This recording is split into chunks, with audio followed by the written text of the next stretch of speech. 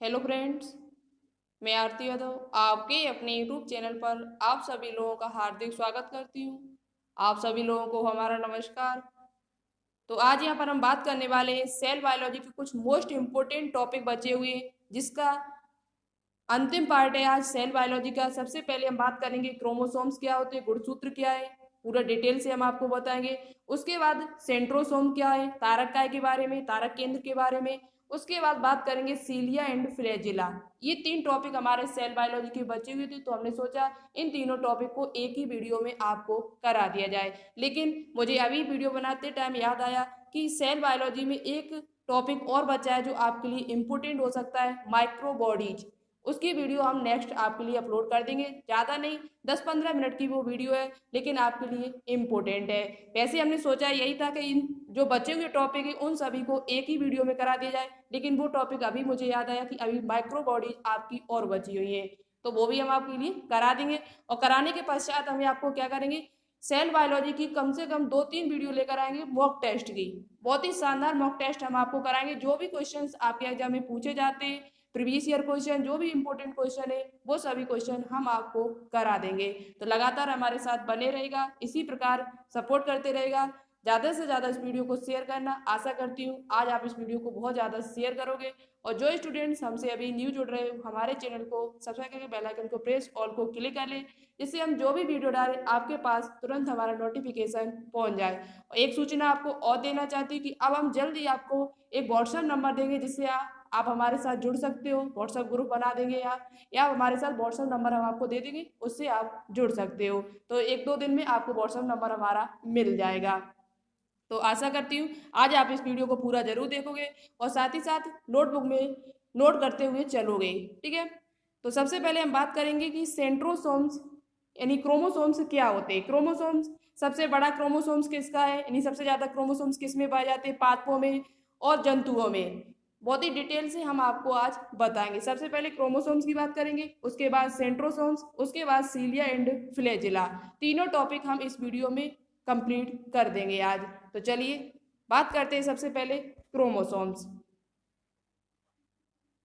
तो देखो, क्रोमोसोम्स जो है इसे हिंदी में गुणसूत्र कहा जाता है। क्रोमोसोम्स को हिंदी में गुणसूत्र कहा जाता है। क्रोमो, ये दो शब्दों से मिलकर बना है, क्रोमो प्लस सोम। क्रोमा मतलब कलर और सोम का मतलब होता है बॉडी। यानी कि जो गुणसूत्र होते हैं वो कलरफुल होते हैं, यानी उनमें जो उनकी बॉडी होता है, उनका जो शरीर होता है वो रंगीन होता है। कैसा होता है, कलर युक्त होता है, यानी उनका जो शरीर होता है वो कलर से भरा हुआ होता है। तो क्रोमोसोम्स दो शब्दों से मिलकर बना है, क्रोमो प्लस सोम। क्रोम का मतलब कलर और सोम का मतलब बॉडी होती है। ठीक है, तो ये से आपसे शायद नहीं पूछा जाए, लेकिन आपको जानकारी होनी चाहिए। बात करते हैं ये जो नेक्स्ट पॉइंट लिखा है, गुणसूत्र की खोज किसने की थी। गुणसूत्र को सबसे पहले किसने खोजा था, तो ये पॉइंट आपके लिए इंपॉर्टेंट है, इसे नोटबुक में नोट डाउन जरूर कर लेना। तो गुणसूत्र की जो खोज की थी वो स्टार्सबर्गर ने 1875 ईस्वी में की थी। कब की थी, 1875 ईस्वी में इसकी गुणसूत्र की खोज स्टार्सबर्गर के द्वारा की गई थी।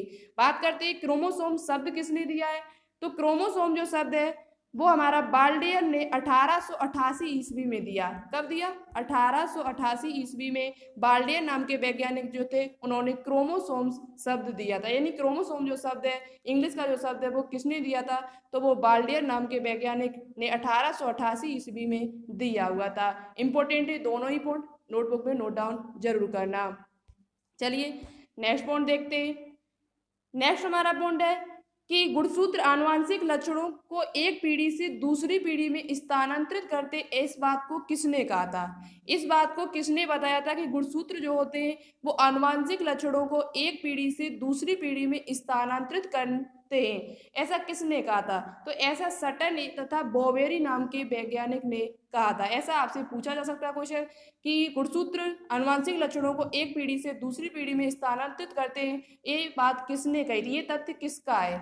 तो ये बात कहने वाले जो वैज्ञानिक थे वो दो थे, सटन तथा बॉवेरी।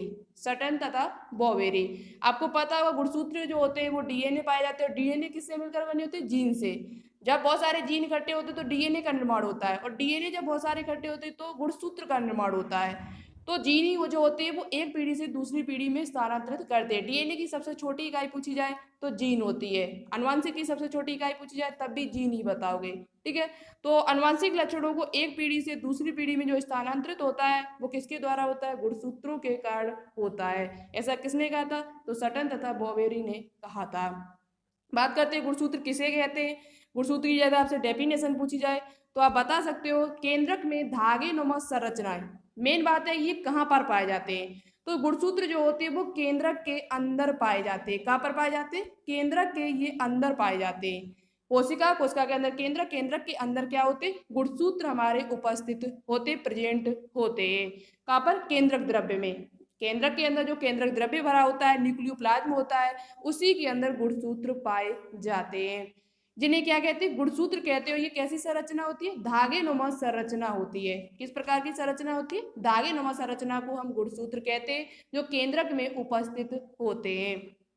नेक्स्ट पॉइंट बात करते हैं। अब बात करते हैं गुणसूत्र की संख्या। गुणसूत्र की संख्या सबसे ज्यादा किसमें है, सबसे कम किसमें है, बहुत ही इंपॉर्टेंट है, आपके एग्जाम में आपसे क्वेश्चन पूछा जा सकता है। पौधे में सबसे कम गुणसूत्र कहाँ किसमें है, पौधों में यदि देखा जाए, पादपों में यदि देखा जाए तो गुणसूत्रों की संख्या सबसे कम किसमें है, तो कंपोजिटी कुल का एक पादप है जिसका नाम है हेप्लोपेपस ग्रेसिलस। हेप्लोपेपस ग्रेसिलस जो कंपोजिटी कुल का एक पौधा है जिसमें गुणसूत्रों की जो संख्या होती है वो सबसे कम होती है। गुणसूत्रों की जो संख्या होती है वो सबसे कम किसमें होती है, तो हेप्लोपेपस पेपस ग्रेसिलस में होती है। कितनी होती है, यदि आपसे पूछा जाए तो 4 होती है। कितनी होती है, दुगुणित गुणसूत्रों की संख्या कितनी होती है, 4 होती है, यानी 2n में देखा जाए तो 4। और अगुणित की पूछी जाए तो आप बता सकते हो 2 होती है। कितनी होती है, 2। अगुणित गुणसूत्रों की संख्या पूछी जाए, हेप्लॉइड पूछी जाए तो 2 बताओगे, और दुगुणित की पूछी जाए 2n पूछी जाए तो आप कितने बताओगे, 4 बताओगे। और ये किस कुल का पादप है, तो ये कंपोजिटी कुल का पादप है जिसमें गुणसूत्रों की संख्या सबसे कम होती है, ठीक है। नेक्स्ट पॉइंट बात करते हैं। पौधों में सबसे ज्यादा गुणसूत्र किस में होते हैं, पौधों में सबसे ज्यादा जो गुणसूत्र होते हैं वो ओफियोग्लोसम नाम का पादप होता है, जिसमें दुगुणित गुणसूत्रों की संख्या जो होती है वो 1200 होती है। और ये ओफियोग्लोसम जो पादप है वो किस कुल में, किससे संबंधित है, तो ये टेरिडोफाइटा में आता है। पादप जगत के टेरिडोफाइटा में आता है। किस में आता है, टेरिडोफाइटा में ये पादप हमारा आता है। यदि आपसे पूछा जाए कि पौधों में सबसे ज्यादा गुणसूत्र किस जगत में, कौन से जगत में उसको रखा गया है, तो उसे टेरिडोफाइटा में रखा गया है, जिसमें गुणसूत्रों की संख्या 1200 होती है। कितनी, 1200, वो भी कौन से, दुगुणित गुणसूत्र है। यदि अगुणित पूछे जाए तो 600 होगी, ठीक है। चलिए नेक्स्ट बात करते हैं पॉइंट की। नेक्स्ट पॉइंट आपको थोड़ा शायद कम दिखाई दे रहा होगा, लेकिन आप अच्छे से हम बोलते जाएंगे, आप नोटबुक में नोट डाउन कर लें। जंतुओं में सबसे कम गुणसूत्र किसमें होते हैं, जंतुओं में देखा जाए तो सबसे कम गुणसूत्र एस्केरस मेगालोसिफेल में होते हैं। एस्केरस में आप याद कर लो, यहीं पर पूरा नाम ना याद कर सको तो इतना याद कर लो, जंतुओं में सबसे कम गुणसूत्र एस्केरस में होते हैं, जो जिनकी संख्या 2 होती है। कितनी होती है, जिनकी संख्या कितनी होती है, 2 होती है, दुगुणित गुणसूत्रों की, ठीक है। नेक्स्ट बात करते हैं कि जंतुओं में सबसे अधिक गुणसूत्र कहाँ पर होते हैं, तो जंतुओं में सबसे अधिक गुणसूत्र ओलेकेंथा में 1600 होते हैं। कितने होते हैं, 1600 गुणसूत्र, यानी 2n जो है दुगुणित गुणसूत्रों की संख्या है वो 1600 होती है जंतुओं में, और वो भी किसमें, ओलोकेंथा में। एक ओलोकेंथा नाम का जीव है जिसमें गुणसूत्रों की संख्या, क्रोमोसोम्स की संख्या सबसे ज्यादा होती है। एस्केरिस में सबसे कम, और सबसे ज्यादा पूछी जाए तो ओलोकेंथा में होती है, ठीक है। नेक्स्ट पॉइंट बात करते हैं। नोट में कुछ इंपॉर्टेंट पॉइंट है बहुत ही ज्यादा। क्रोमोसोम को रंगने के लिए किसका प्रयोग किया जाता है, ये क्वेश्चन अभी हमने आपको मॉक टेस्ट जब कराया था उस दिन, तब हमने आपको ये क्वेश्चन दिया हुआ था, और देखो वही क्वेश्चन आपको यहाँ पर मिला है। क्रोमोसोम को रंगने के लिए वैसिक डाई यानी जो क्षारीय रंग होता है उसमें किसका प्रयोग किया जाता है, तो एक क्षारीय होता है जिसका नाम है फ्यूलिजन। फ्यूलिजन या बेसिक फ्यूजन का प्रयोग किया जाता है। फ्यूलिजन नाम के जो वैज्ञानिक थे उन्होंने इस रंग को कलर किया था। जो क्रोमोसोम्स होते हैं गुणसूत्रों को रंगने में या डीएनए को रंगने में किसका प्रयोग किया जाता है, तो एक बेसिक डाई होती है, क्षारीय तरह पदार्थ होता है जिसका नाम है बेसिक फ्यूजन। क्या है, बेसिक फ्यूजन। और ये क्वेश्चन आपके बीएससी नर्सिंग में पूछा हुआ क्वेश्चन है। ये जो हमने बाद में जो आपको क्वेश्चन कराए तो बीएससी नर्सिंग में पूछा हुआ क्वेश्चन था, 2019 या 18 में पूछा गया था कि डीएनए को रंगने में किसका प्रयोग किया जाता है, किस क्षारीय द्रव्य का प्रयोग किया जाता है, तो उसका नाम है बेसिक फ्यूजन। बेसिक फ्यूजन नाम का प्रयोग किया जाता है, बेसिक फ्यूजन नाम का पदार्थ का प्रयोग किया जाता है, जिसकी खोज किसने की थी? फ्यूजन नाम के वैज्ञानिक ने की थी। ठीक है, नेक्स्ट पॉइंट बात करते हैं, क्रोमोसोम की संख्या का अध्ययन किस में किया जाता है? यदि आप अवस्था में देखा जाए, कोशिका चक्र, सेल साइकिल में जब देखा जाए, सेल साइकिल जब हम आपको पढ़ाएंगे तो डिटेल से आपको पढ़ाएंगे, बहुत ही इंपॉर्टेंट टॉपिक है वो भी। क्रोमोसोम की संख्या नंबर का अध्ययन जो किया जाता है वो मेटाफेज स्टेज में किया जाता है। अभी कुछ स्टूडेंट को समझ में नहीं आ रहा होगा कि मेटाफेज स्टेज क्या होता है, तो ये हम आपको सेल साइकिल में अच्छे से पढ़ा देंगे। क्रोमोसोम की जो संख्या का अध्ययन किया जाता है वो किस में किया जाता है? तो वो मेटाफेज स्टेज में किया जाता है। किस स्टेज में किया जाता है? आपसे पूछा जा सकता है कि क्रोमोसोम की संख्या का अध्ययन किस स्टेज में किया जाता है कोशिका चक्र की, तो वो मेटाफेज स्टेज में किया जाता है, यानी मेटाफेज अवस्था में किया जाता है। ठीक है, नेक्स्ट पॉइंट देखते हैं। नेक्स्ट पॉइंट है हमारा कि आकार तथा आकृति, गुणसूत्रों की आकार तथा आकृति देखी जाए तो कैसी होती है? तो गुणसूत्रों को जो आकार आकृति होती है वो छड़ के आकार के अथवा धागे नुमा पतली कुंडलित संरचना होती है। गुणसूत्र जो क्रोमोसोम्स होते हैं वो छड़ के आकार के अथवा धागे नुमा पतली कुंडलित संरचना होती है। कैसी संरचना होती है? कुंडलित संरचना, इस प्रकार से कुंडलित संरचना होती है। ठीक है, चलिए, ज्यादा इंपॉर्टेंट नहीं है पॉइंट। नेक्स्ट पॉइंट की बात करते हैं। नेक्स्ट पॉइंट देखते हैं। नेक्स्ट पॉइंट हमारा कि गुणसूत्र बिंदु सेंट्रोसोम की स्थिति, यानी जो गुणसूत्र होते हैं उसमें आपने देखा होगा गुणसूत्र बिंदु क्या होता है, पहले हम आपको ये बता देते हैं। तो इस प्रकार से आपने गुणसूत्र देखे होंगे, बीच में होता है उसका गुणसूत्र बिंदु। क्या होता है? गुणसूत्र बिंदु।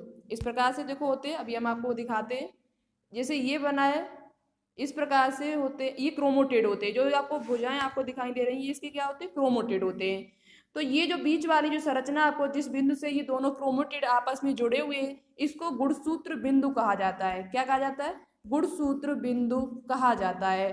तो आप याद कर ले गुणसूत्र बिंदु कहाँ पर होते हैं? तो दो क्रोमोटेड को बीच में जो स्थिति होती है, जो संरचना होती है, उसे हम गुणसूत्र बिंदु यानी सेंट्रोसोम्स कहते हैं। क्या कहते हैं? सेंट्रोसोम्स। ठीक है, अब बात करते हैं कि गुणसूत्र बिंदु की स्थिति के आधार पर देखा जाए, सॉरी,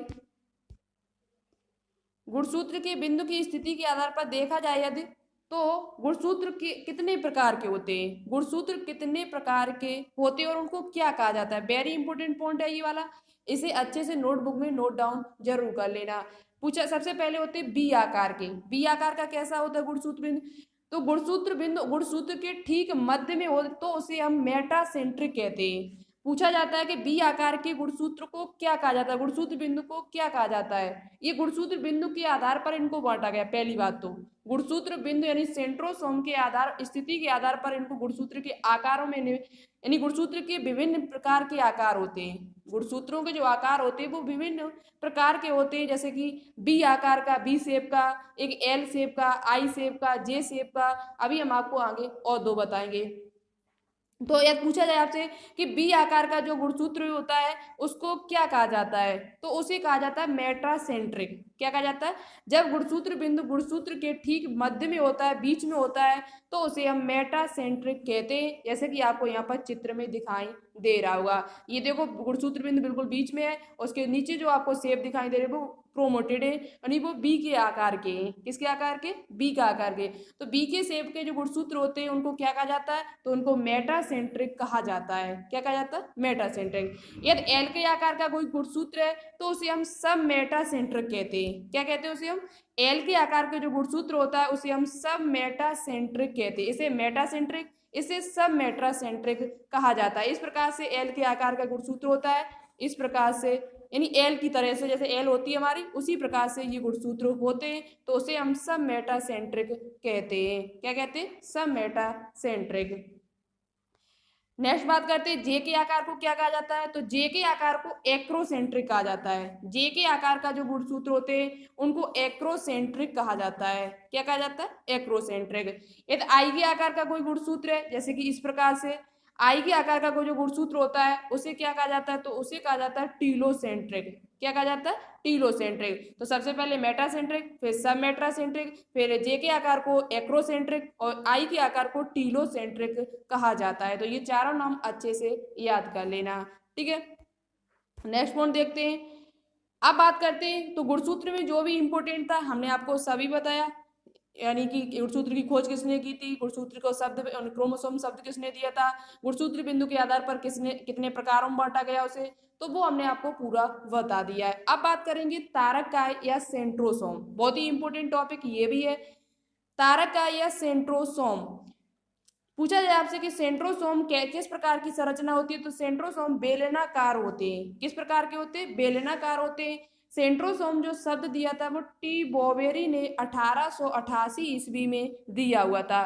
सेंट्रोसोम जो शब्द है वो किसने दिया था, तो टी बॉवेरी ने 1888 ईस्वी में दिया हुआ था। जंतु कोशिका में उपस्थित होते हैं परंतु पादप कोशिका में ही अनुपस्थित होते हैं। जितने भी उच्च वर्ग के जो पादप होते हैं, उच्च पादप होते हैं, उनमें सेंट्रोसोम्स नहीं पाया जाता है, जबकि निम्न पादपों की बात की जाए तो उसमें सेंट्रोसोम पाया जाता है। लेकिन यदि पूछा जाए आपसे कि उच्च वर्ग के पादपों में पाया जाता है, तो उच्च वर्ग के जो पादप होते हैं उनमें तारक काय जो होता है वो उसमें अनुपस्थित होता है, जबकि जंतु कोशिका में तारक काय उपस्थित होता है। तो ये पॉइंट इंपॉर्टेंट है, अच्छे अच्छे से याद कर लेना। देखो, तारक काय जो होता है, तारक काय में दो तारक केंद्र होते हैं। तारक काय में दो तारक केंद्र या सेंट्रोइड्स कहा जाता है का बना होता है। तारक काय जो होता है वो दो तारक केंद्र का बना होता है, जैसे कि आपको यहाँ पर दिखाई दे रहा हो। एक तारक जो बीच में जो आपको संरचना ये तारक केंद्र है, एक इधर संरचना आपको दिखाई दी तारक केंद्र है, और इसमें बीच में जो निकली हुई है वो तारक अरे निकली हुई है। क्या निकली है, तारक अरे। तारक काय कितनी संरचनाओं से मिलकर बना होता है, तारक काय दो तारक केंद्र की से मिलकर बना होता है, जिन्हें हम सेंट्रोइड्स कहते हैं। क्या कहते हैं, सेंट्रोइड्स कहा जाता है, ठीक है। अब बात करते हैं, सेंट्रोइड एक मोटी झिल्ली से घिरा रहता है जिसे हम सेंट्रोस्फीयर कहते हैं। पूछा जा सकता है कि सेंट्रोइड एक मोटी सी झिल्ली से घिरा होता है, उस संरचना को क्या कहा जाता है, तो ये एक मोटी सी संरचना से घिरा होता है सेंट्रोइड, यानी कि जो तारक केंद्र एक मोटी सी संरचना से घिरे होते हैं इनको सेंट्रोस्फीयर कहा जाता है। क्या कहा जाता है, सेंट्रोस्फीयर के नाम से इन्हें जाना जाता है। आज की क्लास वैसे बहुत अच्छी है, पूरी क्लास को देखकर जाना, और इस क्लास से आपको एग्जाम में क्वेश्चन भी मिल सकते हैं। नेक्स्ट पॉइंट है, इसका मुख्य कार्य क्या है, तो जो तारक काय होती है उनका मुख्य कार्य है कोशिका विभाजन में सहायता करना। कोशिका विभाजन जो होता है, जो सेल डिवीजन होता है, उसमें ये बहुत ज्यादा सहायता करते हैं कोशिका को विभाजित होने में, एक कोशिका से दूसरी कोशिका को बनने में बहुत ज्यादा सहायक है। कौन, तारक काय, सेंट्रोसोम्स। तारक केंद्र सीलिया एवं कशाविका के निर्माण में भी भाग लेते हैं। तारक केंद्र जो होते हैं वो सीलिया, जो कशाविका होते हैं, सीलिया और फ्लैंजिला होते हैं, उनमें ये क्या होते हैं, सहायक होते हैं। उनमें क्या होते हैं, उनके निर्माण में सहायक होते हैं। अभी अब आके आपको बताएंगे सीलिया और कशाविका क्या होते हैं, इनका कार्य क्या होता है, ठीक है। नोट में एक इंपोर्टेंट पॉइंट लिखा है कि सेंट्रोइड्स का डुप्लीकेशन कोशिका चक्र के इंटरफेस के G2 फेस में होता है। सेंट्रोइड्स जो होते हैं, जो तारक केंद्र होते हैं, उनका जो डुप्लीकेशन है वो कोशिका चक्र के यानी सेल साइकिल के इंटरफेस के G2 फेस में होता है। इंटरफेस एक अंतावस्था आती है, उसके G2 फेस में इसका डुप्लीकेशन होता है, यानी एक से ये दो बनते हैं। तो आपसे ये पूछा जा सकता है कि सेंट्रोइड्स जो होते हैं उसका डुप्लीकेशन किस अवस्था में होता है, तो इंटरफेस के G2 फेस में होता है, ठीक है। यदि आपको ये चीजें अभी समझ में नहीं आ रही होगी तो हम सेल साइकिल जब आपको पढ़ाएंगे तब बहुत ही अच्छी तरीके से आपको वहां पर बता देंगे, ठीक है। नेक्स्ट पॉइंट देखते हैं। नेक्स्ट पॉइंट है हमारा कि सेंट्रोइड एक ऐसा ऑर्गन है, यानी ऐसा कोशिकांग है जो डुप्लीकेट तो करता है, यानी एक से दो तो बनता है, लेकिन इसमें खुद का डीएनए नहीं पाया जाता, इसमें डीएनए नहीं पाया जाता है। ऐसा कोशिकांग है सेंट्रोइड जो डुप्लीकेट तो करता है लेकिन इसमें डीएनए नहीं पाया जाता है। क्या नहीं पाया जाता, डीएनए नहीं पाया जाता है, यानी डीऑक्सीराइबो न्यूक्लिक अम्ल नहीं पाया जाता है, ठीक है। तो ये इसकी एक विशेषता है। तो आपका तारक काय जो इंपोर्टेंट था वो हमने आपको पूरा बता दिया। अब बात करेंगे cilia and flagella. Cilia and flagella क्या होते हैं, इनका कार्य क्या होता है, ये किस में पाए जाते हैं, ठीक है, डिटेल से बात करेंगे। तो सबसे पहले बात करते हैं कि इनको किन वैज्ञानिकों ने देखा था। सबसे पहले तो जेनसन नाम के जो वैज्ञानिक थे, उन्होंने शुक्राणु की यानी स्पर्म में देखा गया था। जो सीलिया जो होते हैं वो सबसे पहले कहाँ देखे गए थे, या सीलिया कसाविका, तो शुक्राणु यानी स्पर्म में इसको देखा था। किसने? जेनसन नाम के वैज्ञानिक ने। किसने देखा था? जेनसन नाम के वैज्ञानिक ने। आपको कमेंट बॉक्स में कमेंट करके बताना होगा कि शुक्राणु जो स्पर्म होता है उसमें पच्छामिका पाई जाती है, सीलिया होते हैं या फ्लैजिला होते हैं, इन दोनों में से क्या होता है? तो आपको ये कमेंट बॉक्स में कमेंट करके हमको बताना होगा, ठीक है। नेक्स्ट पॉइंट हमारा लिखा हुआ है कि प्रोकैरियोटिक में जीवाणु कसाविका यानी फ्लैजिलम पाई जाती है। जो प्रोकैरियोटिक कोशिका होती है, जो जीवाणु जो होते हैं, उसमें क्या पाया जाता है? तो उसमें जो ये आपने संरचना देखी होगी इस प्रकार से निकली होती है। हमने आपको प्रोकैरियोटिक कोशिका में बताया हुआ था कि इसमें इस प्रकार से एक संरचना पाई जाती है जिसे हम कसाविका कहते हैं, जिसे हम फ्लैजिलम कहते हैं, जो गति में सहायक होती है, गमन करने में सहायक होती है, ठीक है। तो ये इसका क्या है? जीवाणु है। जीवाणु में ये क्या निकला होता है? तो ये इसका कसाविका होता है जिसे हम फ्लैजिलम कहते हैं, ठीक है। तो जीवाणु में क्या पाया जाता है, यानी प्रोकैरियोटिक जो कोशिकाएं होती है उसमें क्या पाया जाता है? कसाविका पाई जाती है। कसाविका एक भी हो सकती है, दो भी हो सकती है, इसकी कोई गिनती नहीं है, ठीक है। नेक्स्ट पॉइंट बात करते हैं। नेक्स्ट पॉइंट बात करते हैं इनकी संरचना कैसी है, संरचना स्ट्रक्चर कैसा है इन दोनों का। तो इन दोनों की जो संरचना होती है वो एक सी होती है, लेकिन कार्य इनके अलग अलग होते हैं। इनकी जो संरचना होती है वो लगभग एक जैसी होती है। बात करते हैं प्रत्येक कसाव व फच्छाव के दो भाग होते हैं। प्रत्येक कसाव, सीलिया और फ्लैजिलम जो होते हैं उनके दो भाग होते हैं, एक बेसल बॉडी, एक दूसरा होता है लंबा तंतु। एक उसकी बॉडी, उसका शरीर, और दूसरा उसका जो तंतु जो बाहर निकले हुए होते हैं। आपने पैरामीशियम को देखा होगा, पैरामीशियम जो होता है उसमें बाहर क्या निकले होते हैं? पैरामीशियम जो होता है उसमें आपने इस प्रकार से देखोगे ये, तो ये उसके क्या है, अभी हम आपको आगे बताएंगे। ये जो बाहर जो संरचना निकली होती है उसे हम क्या कहते हैं? लंबा तंतु, यानी जो तंतु निकले होते हैं उनको तंतु कहेंगे। और दूसरा जो उसका होता है वो बेसल बॉडी होता है। तो कसाव और पश्चाम को कितने भागों में बांटा गया? तो दो भागों में बांटा गया, बेसल बॉडी और लंबा तंतु, यानी इलोलोंगेटेड सॉफ्ट एक बेसल ग्रेनुअल, ठीक है। नेक्स्ट पॉइंट बात करते हैं। नेक्स्ट पॉइंट है हमारा कि बेसल बॉडी से ही सीलिया तथा फ्लैजिला निकलते हैं। जो बेसल बॉडी होती है उसकी जो मेन बॉडी होती है उसी से सीलिया एंड फ्लैजिला निकलते हैं। इनमें 9 सूक्ष्म तंतु परिधि की ओर त्रिज्या समिति यानी रेडियल सिमेट्री जोड़े लगे होते हैं रहते, जबकि दो दोहरे तंतु केंद्र में लगे रहते हैं। इन्हें इनमें 9+2 की व्यवस्था होती है। अभी हम आपको चित्र में दिखाएंगे, बहुत ही अच्छी तरीके से समझा देंगे, थोड़ा यहाँ समझना अच्छे से। इनमें क्या होता है? 9 सूक्ष्म तंतु पाए जाते हैं, 9 सूक्ष्म नलिकाएं पाई जाती है, ट्यूबल से पाई जाती है, जो परिधि की ओर पर, यानी कि परिधि की ओर पर, यहाँ पर जहाँ पर परिधि होती है, जहाँ पर वहां पर ये पाए जाते हैं।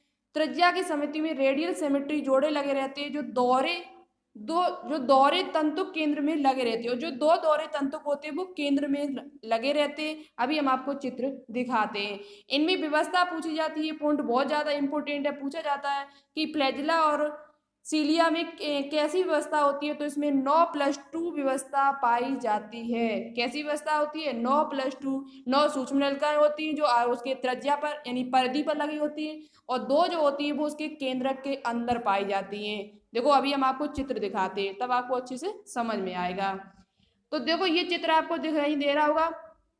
इसमें जो दो केंद्रक में जो दो संरचनाएं बनी है, ये टू व्यवस्था यानी कि दो कह सकते हैं इसको। और बाहरी जो चीज आपको दिखाई दे रही 1 2 3, ये सूक्ष्म नलिका जो आपको बाहर दिखाई दे रही है, 9 सूक्ष्म नलिकाएं, ये इसकी 9 सूक्ष्म नलिकाएं परिधि पर लगी होती हैं। कहाँ पर होती है? परिधि पर लगी होती है, और ये त्रिज्या समिति यानी रेडियल सिमेट्री एक संरचना जैसी बनाती है। और ये पाई कहाँ जाती है? तो ये यूकैरियोटिक कोशिका में होती है, जो उसको गति करने में सहायक होती है। तो ये इसलिए इसको 9+2 व्यवस्था कहा जाता है, क्योंकि दो जो होते हैं वो केंद्रक में होती है, दो सूक्ष्म नलिकाएं कहाँ पर होती है? केंद्रक में होती है, और 9 जो होती है वो परिधि पर लगी होती है, इसलिए इनको 9+2 कहा जाता है। 9+2 व्यवस्था इसमें पाई जाती है।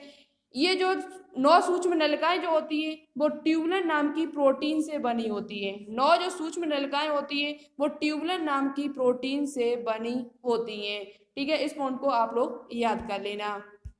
नेक्स्ट पॉइंट देखते हैं, इनका मुख्य कार्य क्या है। तो इनका जो मुख्य कार्य है वो कुछ शैवाल, युग्मक, प्रोटोजोआ, जल जीवाणु आदि में सीलिया एंड फ्लैजिला द्वारा गति करते हैं। आपने कुछ शैवाल देखे होंगे जैसे क्लेमाइडोमोनास, एक शैवाल है जो गमन करने में, उसमें जो सीलिया या फ्लैजिला जो पाए जाते हैं वो गमन करने में सहायक होते हैं। अभी हम आपको बताएंगे शैवाल में क्या पाया जाता है, सीलिया होते हैं या फ्लैजिला होते हैं। ठीक है, युग्मक, ये जो युग्मक होता है, जो शुक्राणु होता है, उसमें भी पाया जाता है। प्रोटोजोआ, जल जीवाणु, इनमें क्या पाया जाता है, सीलिया एंड फ्लैजिला द्वारा गति करते हैं। ये इनका एक कार्य क्या है कि ये गैसीय आदान प्रदान में भी सहायक है। ये गैसीय आदान प्रदान, गैसीय एक्सचेंज करने में भी सहायक होते हैं। जैसे सिलिंड्रेटा के जो जंतु होते हैं उनमें जो सीलिया फ्लैजिला पाए जाते हैं वो क्या करते हैं, गैसीय आदान प्रदान करने में सहायक होते हैं। परिसंचरण में भी ये सहायक है, सर्कुलेटरी में ये सहायक होते हैं। ठीक है, तो ये तीन कार्य गमन करने में, गैसीय आदान प्रदान करने में और परिसंचरण में सहायक होते हैं। नेक्स्ट पॉइंट बात करते हैं। अब इनका अंतर क्या है, इनमें ये अंतर बहुत इंपॉर्टेंट है। कसाविका और पच्छामिका में अंतर क्या है, फ्लैजिला जिसे हम कसाविका कहते हैं और सीलिया जिसे हम हिंदी में पच्छामिका कहते हैं, इनमें क्या अंतर है। तो देखो बहुत ध्यान से सुनना, कोशिका के एक या दोनों सिरों पर पाए जाते हैं। जो फ्लैजिला होंगे वो कोशिका के एक या दोनों सिरों पर पाए जाते हैं। जिस प्रकार से आपने अभी हमने आपको जीवाणु से बताया था, एक इधर हो सकता है एक इधर हो सकता है, तो ये कसाविका के दोनों सिरों पर पाए जा सकते हैं। एक भी हो सकता है और दोनों सिरों पर भी हो सकता है। नेक्स्ट पॉइंट बात करते हैं। कसाविका केवल गमन में भाग लेती है। कसाविका जो होती है, जो फ्लैजिला होती है, वो गमन में भाग लेती है। किस में भाग लेती है, गमन करने यानी गति करने में भाग लेती है। जबकि पंचाविका देखी जाए, सीलिया देखी जाए, तो ये गमन के अतिरिक्त गमन तो करती है, ऐसा नहीं है कि ये गमन न करती हो। गमन में तो सहायक है, गति करने में तो सहायक है, लेकिन उसके साथ साथ ये परिसंचरण में सहायक है, सुरक्षा करने में सहायक है अपनी, और भोजन कराने की क्रिया में भी सहायक होती है। जैसे कि जो सीलिया होती है वो पैरामीशियम में आपने देखी होगी, जो आपकी संरचना आपने इस प्रकार से देखी होगी। जो पैरामीशियम का चित्र देखा होगा, इस प्रकार से उसमें संरचनाएं निकली होती है, जिन्हें हम क्या कहते हैं, जिनको हम सीलिया कहते हैं। और ये सीलिया क्या काम करती है, ये सीलिया अपने भोजन की भी तलाश में रहती है, यानी भोजन कराने में भी सहायक होती है, सुरक्षा अपनी करती है और परिसंचरण में सहायक होती है। उसके साथ साथ ये गमन में भी सहायक होती है। और कसाविका क्या होती है, ये कसाविका केवल केवल गमन में भाग लेती है। जैसे क्लेमाइडोमोनास, जो क्लेमाइडोमोनास जो एक प्रकार का शैवाल है, उसमें क्या पाई जाती है, तो उसमें कसाविका पाई जाती है, यानी फ्लैजिला पाई जाती है। ठीक है, तो ये कसाविका और सीलिया और फ्लैजिला में अंतर था आपका। ये पूरी सतह पे ध्यान से सुनना। एक बात कि जो कसाविका होती है वो एक या दोनों सिरों पर पाई जाती है, लेकिन जो सीलिया होते हैं वो पूरे शरीर पर पाए जाते हैं। जैसे कि पैरामीशियम में जो है वो जो उसमें सीलिया निकली हुई है वो उसकी कोशिका सतह के पूरे पर पाई जाती है, पूरे शरीर पर उसकी संरचना होती है। लेकिन ये जो फ्लैजिला होती है वो एक हो सकती है, दो हो सकती है, लेकिन पूरे शरीर पर ये नहीं होते हैं। तो ये सबसे बड़ा अंतर है इसमें। ठीक है, तो ये था हमारा फ्लैजिला और सीलिया से संबंधित। तो आज का लिए इतना काफ़ी है। मैंने पूरा 3 टॉपिक आपको कंप्लीट करके बता दिए। जो भी इंपॉर्टेंट पॉइंट थे वो सभी पॉइंट हमने आपको बताए। एक टॉपिक आपका और बचा हुआ है माइक्रो बॉडी, वो भी हम आपको जल्द से जल्द प्रोवाइड करा देंगे। और उसके बाद हम इसका मॉक टेस्ट कराएंगे, बहुत ही शानदार, जिसे देखने के लिए आप तैयार रहें। क्वेश्चन हमारा फर्स्ट है आपसे, 3 क्वेश्चन है आपसे कि पादप में सबसे ज्यादा गुणसूत्र किस में पाए जाते हैं, सबसे कम किस में होते हैं और कितने होते हैं। जंतुओं में सबसे ज्यादा किस में होते हैं और जंतुओं में सबसे कम गुणसूत्र किस में पाए जाते हैं। इन चारों क्वेश्चन का आंसर आप लोग कमेंट बॉक्स में कमेंट करके जरूर बताएं। क्लास कैसी लगी जरूर बताइए। थोड़ा हमने जल्दी क्लास की क्योंकि आज मुझे थोड़ा काम है, हमारी भतीजी का बर्थडे है, तो आप लोग प्लीज उससे भगवान से प्रेयर करें कि बहुत अच्छी रहे और दुआ करें और विश करें सभी लोग। अच्छी बात है, आज के लिए इतना ही। Okay, thanks for watching this video. जय हिंद, वंदे मातरम।